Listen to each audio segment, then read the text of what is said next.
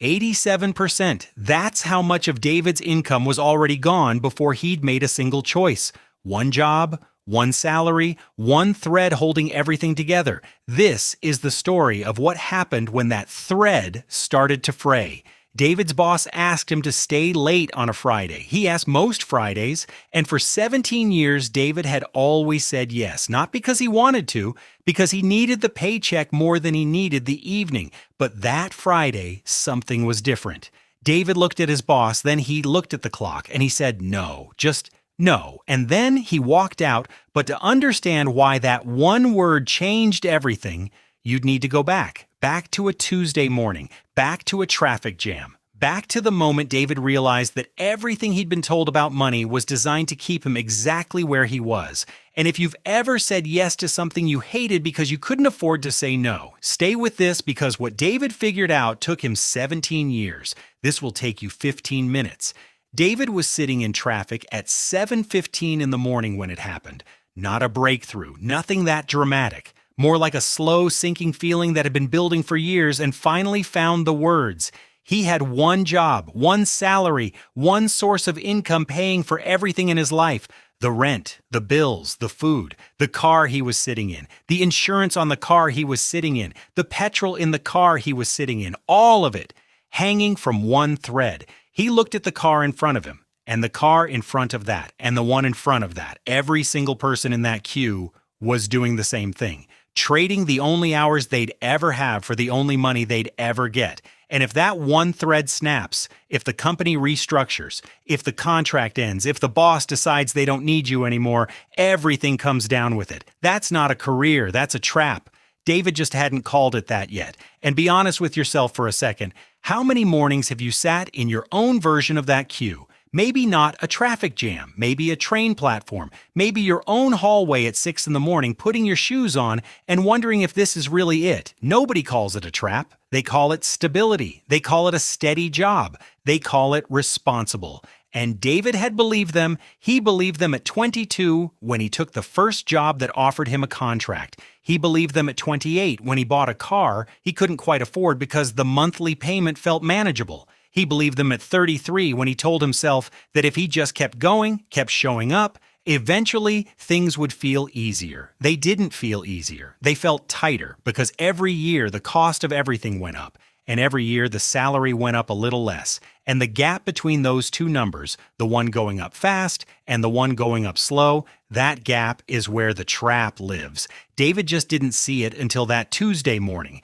When he got home that night, David sat at the kitchen table and opened his bank statement on his phone. Not to budget. He'd tried budgets. Budgets are what you do when you still believe the system works and you just need to manage it better. This was different. He pulled a notepad from the drawer and started writing every single pound that left his account automatically. The rent, the council tax, the electricity, the water, the broadband, the phone contract, the car finance, the car insurance, the credit card minimum, 3 streaming services he barely used, a gym membership he hadn't touched in 4 months. He added it up. He stared at the number. Then he divided it by his salary, 87%. 87% of his income was already committed before he'd made a single choice. Try this tonight. Open your bank statement, add up every recurring payment, everything that leaves automatically. Divide it by your income. That number is how much of your life already belongs to someone else. That meant every month David was living on 13%. 13%. And from that 13%, he was supposed to save, invest, build an emergency fund, have a life, and somehow get ahead. He put the pen down. He sat there for a long time. His wife asked if he was all right. He said, yeah, but he wasn't because he'd just found out where 17 years of doing everything right had actually taken him. When was the last time a pay rise actually changed what you could do, not on paper, in your actual life? That night, lying in bed, staring at the ceiling, David stopped asking the question he'd been asking for years. How do I earn more? How do I spend less? He asked something different. Why do I only have one source of income? If a business had one client that provided 100% of its revenue, you'd call that business fragile. You'd say it was one phone call away from collapse. But that's exactly how David was living. One employer, one salary, one thread, and he'd called it a job.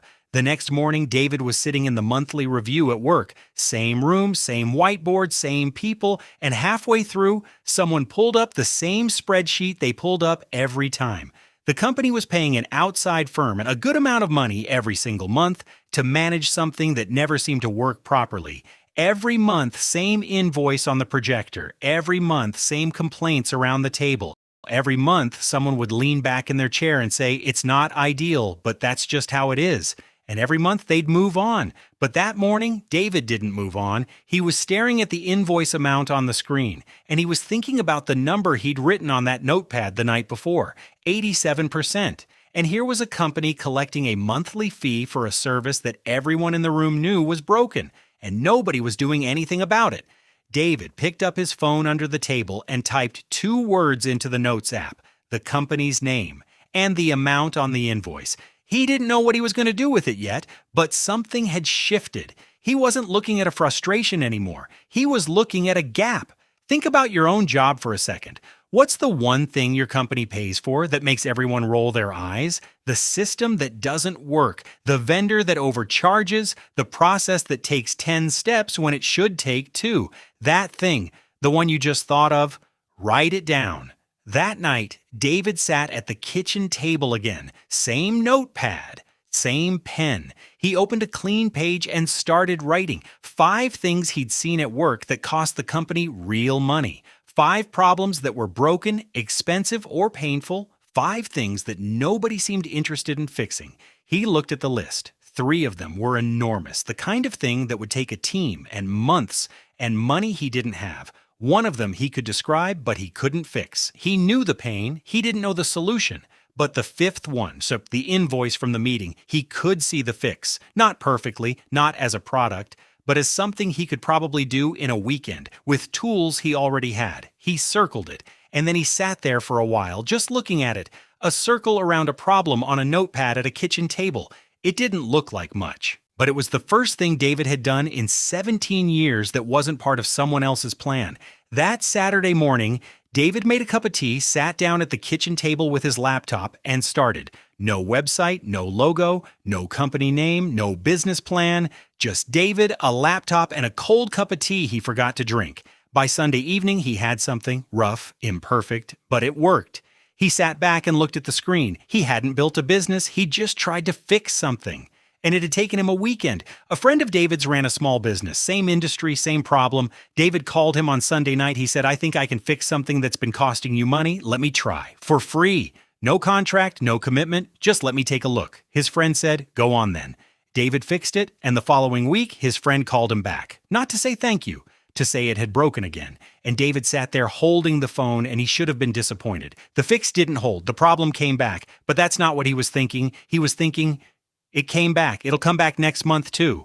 And the month after that. And the month after that. And suddenly, David wasn't looking at a failure. He was looking at something that would need fixing again. And again and again. If something just clicked for you, if you're running through your own industry right now and seeing the same kind of gap, drop it in the comments. Because someone else watching this works in the same field, and they might be the person who picks it up.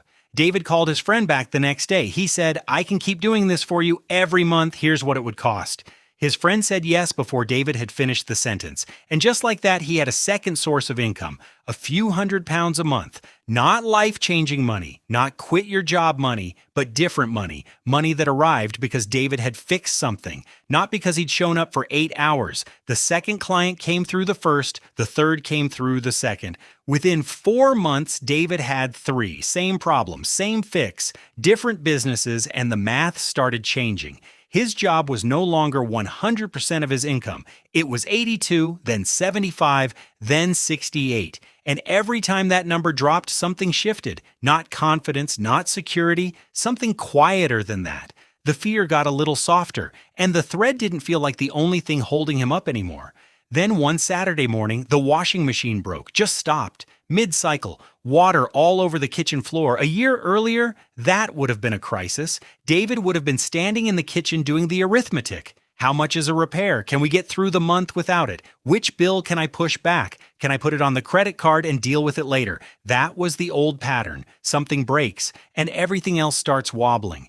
But that Saturday, David stood in the kitchen looking at the water on the floor, and he didn't do the arithmetic. He called someone to fix it, paid for it, and went back to his coffee. It was such a small moment. Nobody would have noticed it from the outside, but David noticed. Because a broken washing machine used to be a 3-week problem, and now it was a Saturday morning. He stood there for a moment, just standing in his own kitchen, holding a cup of coffee, not doing anything. And maybe that was the point. The money wasn't making him rich, it was making him harder to break.